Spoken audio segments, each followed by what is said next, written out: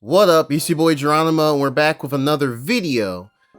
So this video is going to be a bit more laid back in how I like to do more higher energy ones, but I kind of want to chill with y'all and talk about some of the Switch 2 information. We got the big direct that happened this week. I got the reaction on the channel, had to trim out part of it, but we got the full video, so check it out if you'd like to see how your boy reacted to everything, which I was pretty excited.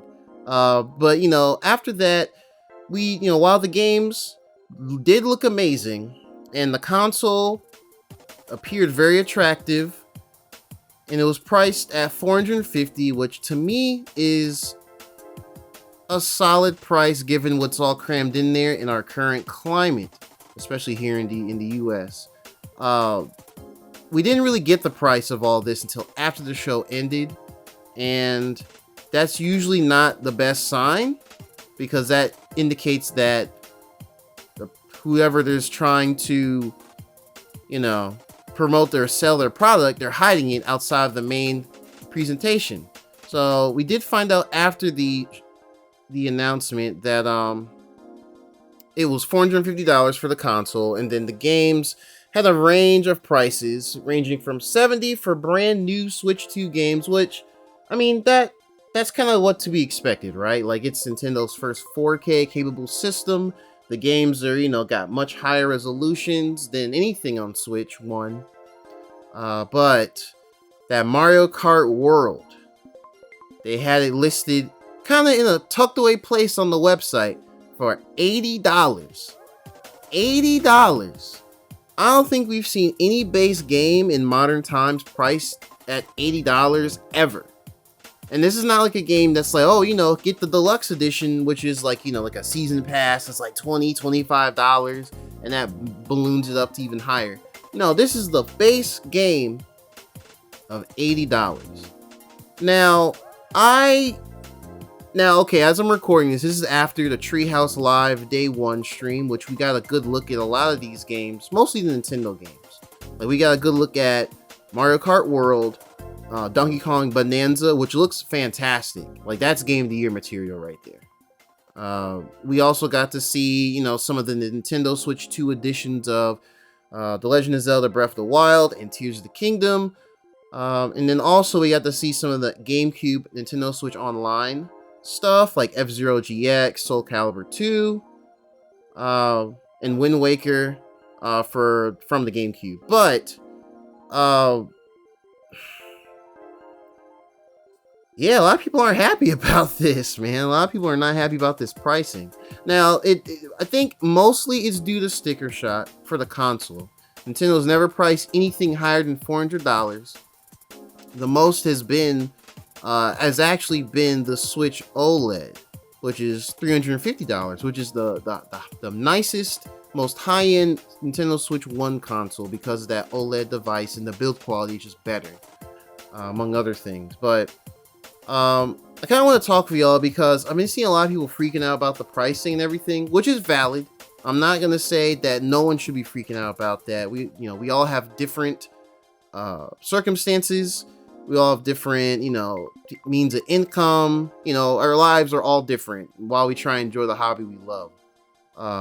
But I think the thing that kind of gets this the most right now, it's not even so much as the pricing. It's really how Nintendo is handling it. And kind of thinking about that, and as someone that's been gaming for like 2.5 decades just about, and and I'm in like my early mid-30s at this point, I've seen a lot of different eras of Nintendo, both console and handheld, and there's just been a deafening silence, even from like Nintendo of America, or them, and trying to communicate why Mario Kart World is $80. So I think that lack of communication and transparency is not doing them any favors.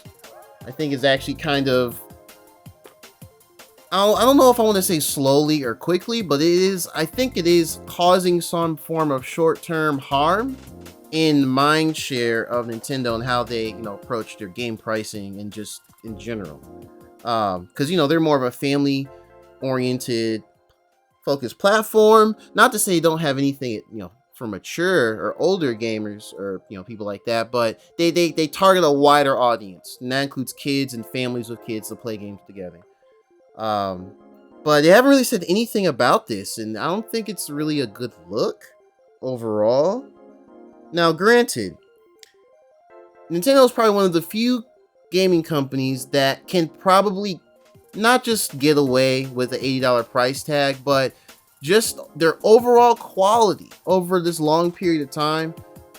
They really don't have many games, if any, that I can really think of, that when they release, they have a slew of like patches and updates because the base game is compromised in some way. Doesn't have any content that's like carved out and they sell it to you later in DLC packs. Doesn't have any predatory pricing, anything like that, like crazy microtransactions out the wazoo. We don't really see that with them. We know we're gonna get a complete game, a complete experience, and the value is going to last a test of time, because that's how they view their IPs. They hold it to a high regard and value, and that's one of the main reasons why the pricing of their games don't drop over time, especially here in the US. Now, the only time you really see price drops are like the stores themselves, right? They'll do it. They'll drop it themselves, but otherwise the prices really stay the same. So it kind of looks bad to just have one specific game that does look a banger. Again, it looks fantastic, and it looks like a true evolution of Mario Kart.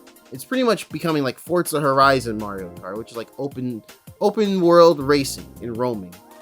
But I think Nintendo, before this continues to get out of hand, because people online are big mad, there's a lot of misinformation as well, unfortunately, because within the Nintendo Switch 2 Direct and even shortly after, they didn't really communicate how the pricing will work for these new releases for the Switch 2. So there's a lot of questions and not many answers right now. But just thinking about it overall, I think they do need to come out and kind of say, hey, we have it priced at $80 due to XYZ reason. Now, granted, some of it is probably because that game is probably, which we thought Tears of the Kingdom was this, but this might be the most expensive, highly produced game they've released or are going to release. And I mean, I could believe it, honestly. That's a really large open world they've crafted. The animations are just all brand new from top to bottom.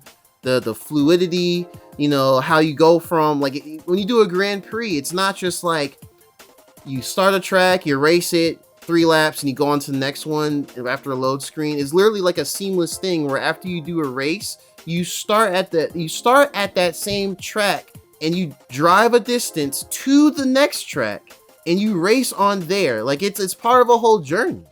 It's like a non-stop rally race almost. But yeah, it's the lack of communication, the deafening silence is not a good look. Like, and to me, as well as a long-term gamer and long-term Nintendo fan, the current president, Shuntaro Furukawa, this is his first console launch period.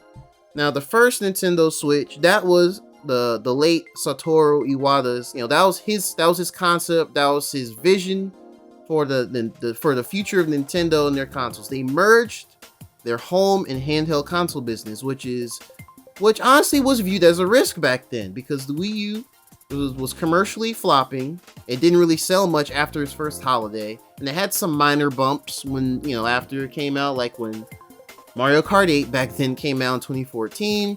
Actually, 2014 was probably the best year of the Wii U, and arguably was better than the PlayStation 4 at that time. And Xbox One. But, those are few and far in between. So they can't really afford to have their single unified platform not really perform or sell well out the gate, because they don't have anything to truly fall on for their gaming business. I know I'm rambling a lot, but stay with me here. I'm gonna bring it back.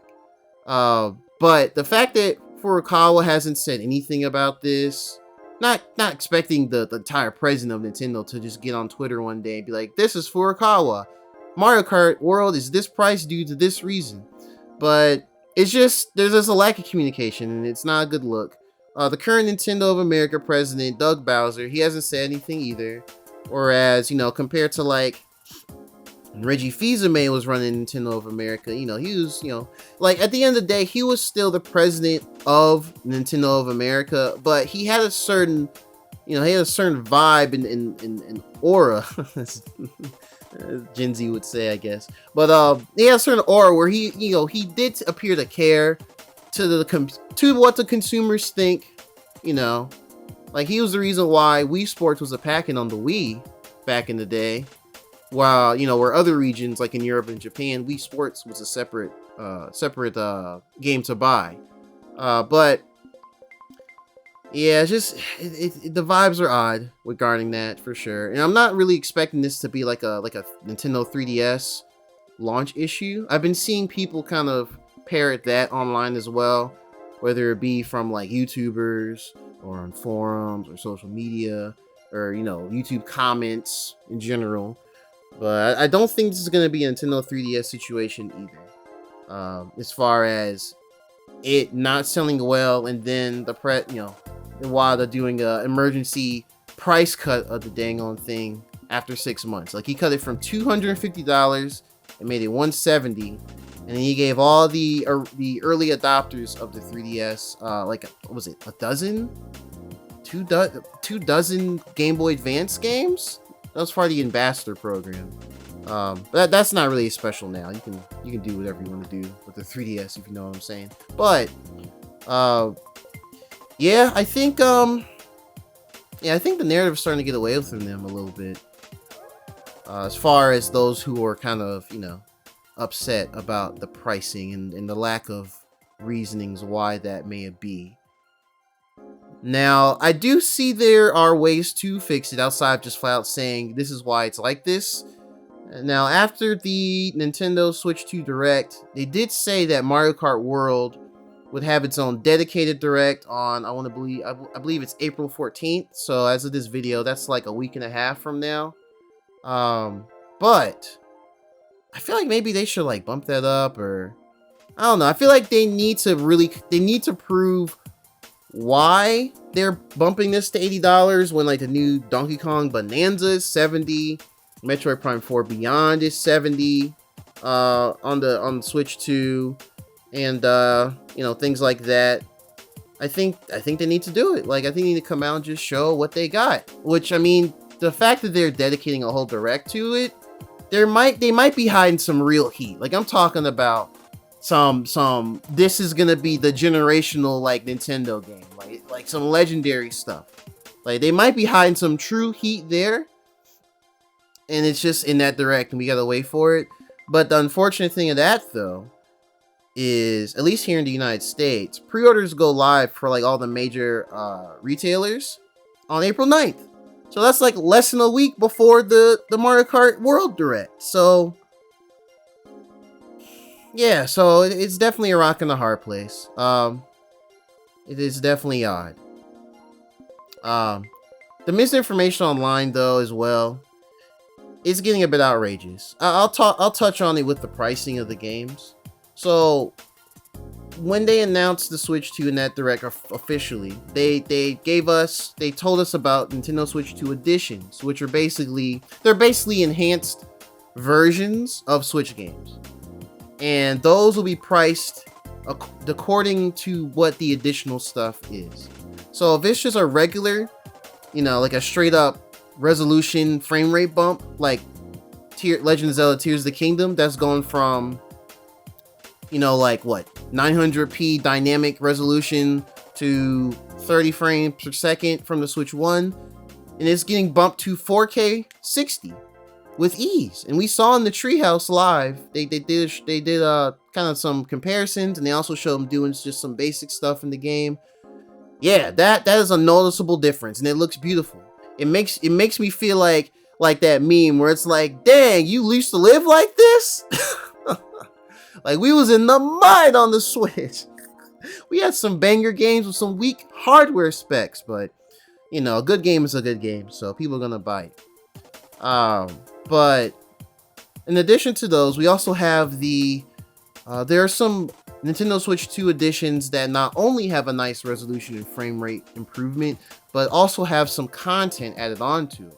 So for example, the Super Mario Party Jamboree, it's got like all new modes, mini games for some of the Switch 2 features, like the mouse mode with the Joy-Cons, or as I like to affectionately call it, MouseCon. And, that looks really cool. And the Kirby and the Forgotten Land is pretty much getting just a new expansion story, which, I mean, it looks like it's kind of like a remix on existing levels. I haven't seen a ton of it yet. Hopefully we get more footage as, these Switch 2 live events happen and more people record footage of it.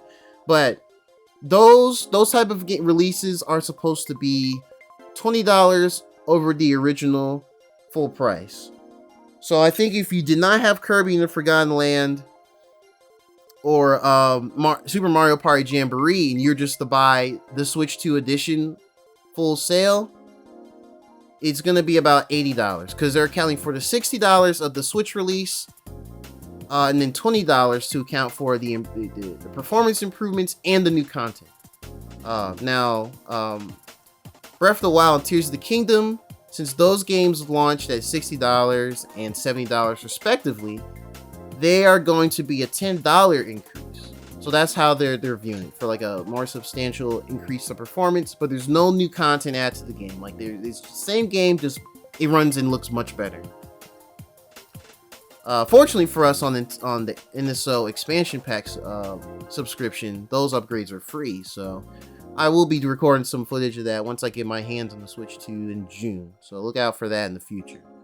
But to bring it all back as well, it's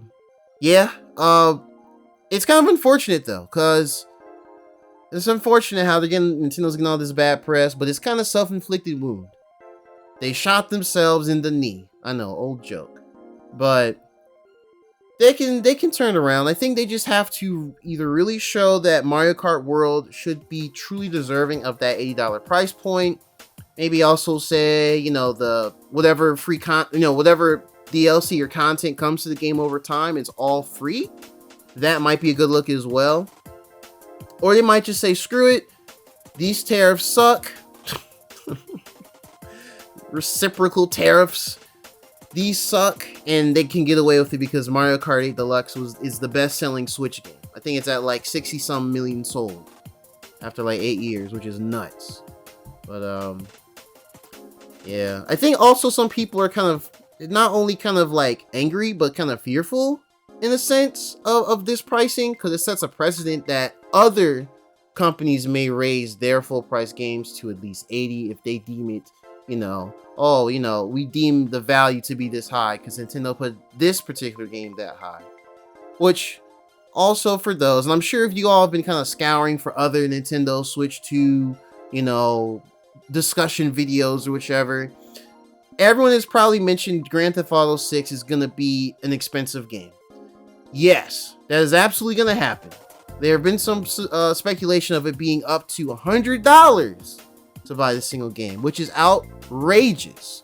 But Rockstar got heat on their hands with GTA 6. And GTA, Grand Theft Auto is super popular. So they can get away with that. People have been fiending for another Grand Theft Auto. It's been almost 12 years, right? Yeah, so yeah, it's a bit weird.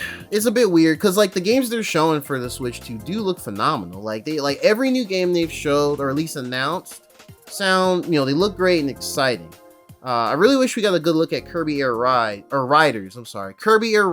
which I actually found out today is not only is it directed by Sakurai, who did all the Smash Brothers and used to be with Hal, who originally created Kirby. He's actually working with a lot of his Bandai Namco team that made Super Smash Bros. Ultimate. So that's pretty interesting. That actually came out today. I don't know if that's, well-known knowledge or not, but it is interesting. But yeah, that's pretty much my thoughts. That's pretty much my thoughts on this whole thing that's going on. Just wanted to sit here, kind of chat with y'all, have a chill video. So yeah. How do you guys feel about this? Do any of y'all still plan to get the Switch 2 at launch? If you are, outside of Mario Kart, are you trying to get any other games on there? Because, I mean, there's definitely a couple other games I'm interested in, like Fast Fusion, which is a futuristic racing game by Shinin. It's heavily overlooked studio. Heavily overlooked games. They're a small team, and they be making these games that punch well above their weight. Like, it looks like a PS5 game. I'm gonna just keep it $150. That game looks crazy visually. I'm also interested in getting Kunitsugami Path of the Goddess, which is a Capcom game. It came out last year, but I'm pretty sure it didn't really sell like crazy. But I feel like a tower defense action hack and slash type game would be cool on the Switch too, or just a handheld period. And it'll probably sell best on just Nintendo in general. We typically have a more wider taste in different genre types, but I digress from there. But yeah, back to it. Ending the video. Thank you all for watching or listening. This will be your vibe for this one. Let me know what your thoughts are about the Switch 2 in general. What do you think Nintendo needs to do? Just let me know. I'm all ears. I'll be down there replying to you as well. But yeah, take it easy. Catch you in the next video. Peace.